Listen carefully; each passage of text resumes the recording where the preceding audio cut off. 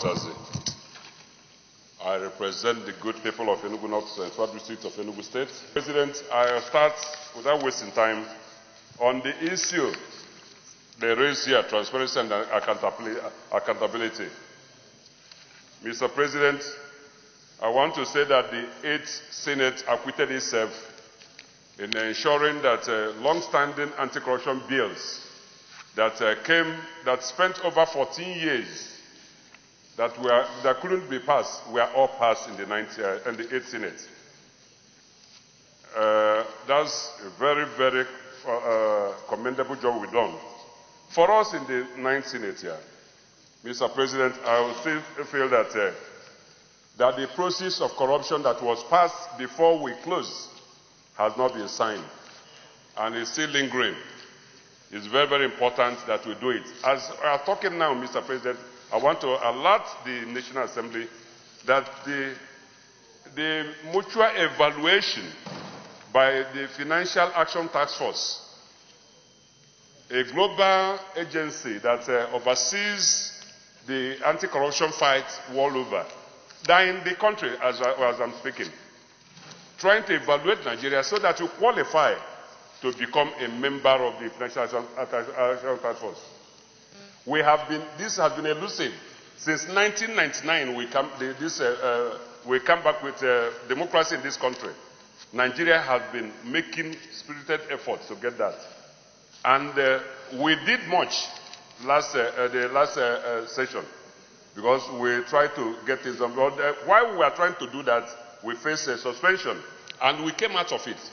Mr. President, I am of the opinion that we speed up action on this issue because we passed it, but it does appear that the executive is picking holes with it, and the House of Reps have done their bit, and that bill is already here for concurrence. So if we're able to tidy it, it will help the international community that are here in the country now, looking at what we are doing to make sure that things work. Then the other issue I want to also contribute in this area is the EFCC, the Establishment Act of the EFCC 2004. In that act, I am of the opinion that this 9th Senate that we are looking, it's very, very important and fundamental that we effect amendment of that act, and in that direction we have to do, because we've discovered that we put a lot of people, we put a lot of agencies that should be membership of that commission. And we've discovered that most of the time you send those to members of the commission, they don't agree. So it is important that we weed out those membership that has made that agency not to work, and limit it to the professional group, from the accountancy, from the legal profession, from the administrative section of the country. We pick those people. If we do this amendment, it will help. And then, secondly, on this issue is anybody who is going to be in that position. In the act already which you have, we made it that confirmation comes to the National Assembly. But the sack does not come. When the executive wants to sack, they don't need to come to us. I'm of the opinion, in order to strengthen and make sure that anybody who is going to be there, that he can do his job and do it very well, must enjoy security of tenure.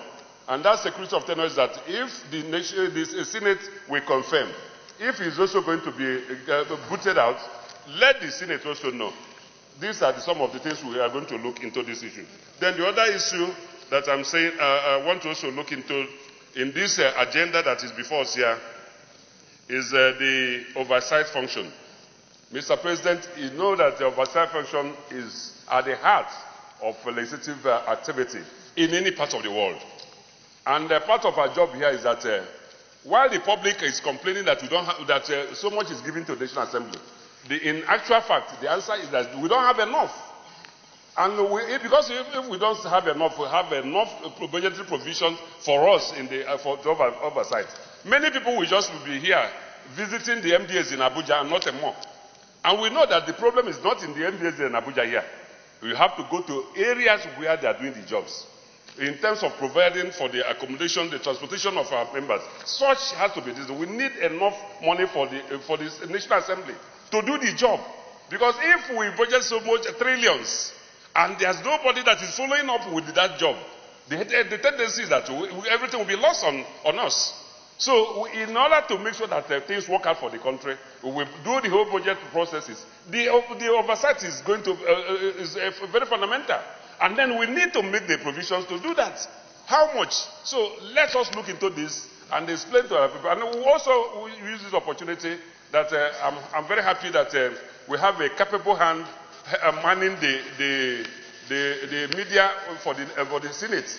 We want our people to be informed properly, because part of the problem why the society don't understand us is that we don't inform them. So let this committee, crack team that is in the media of the National Assembly, the Senate starting from here, should properly inform our people so that they understand what we are doing, so that they will not be raising the objections that come when we say that there's enough provision for our people. Mr. President, I want to say lay kudos to the leadership, which you were part of it last time, that e-parliament, we have been talking about it. We have started something. You know, today that you watch on NTA, you see our parliament. Then from the Senate, National Assembly, yes, they watch what we are doing. We want it to continue, and they follow it up with the ICT. We should not be coming to National Assembly with these papers. The paperwork should not be there. If the ICT works very well, everybody will have his email. You just come over there. When you are coming to chamber here, you come with your tablet. You'll be reading whatever thing you've been doing, and then we stop this paperwork that is bothering all of us here.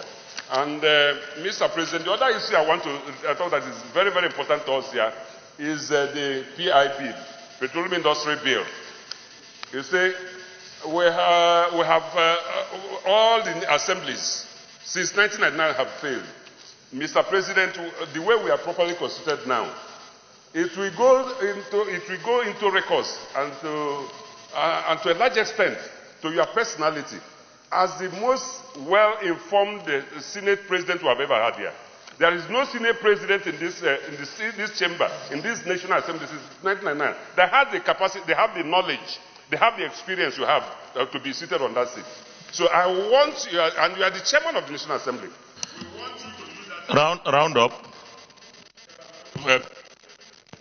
You see, I am asking Mr. Chairman that use that experience and opportunity to ensure that the Petroleum Industry Bill is passed. If we do it, it is going to help this economy. With that, I say thank you for this opportunity. Thank you very much.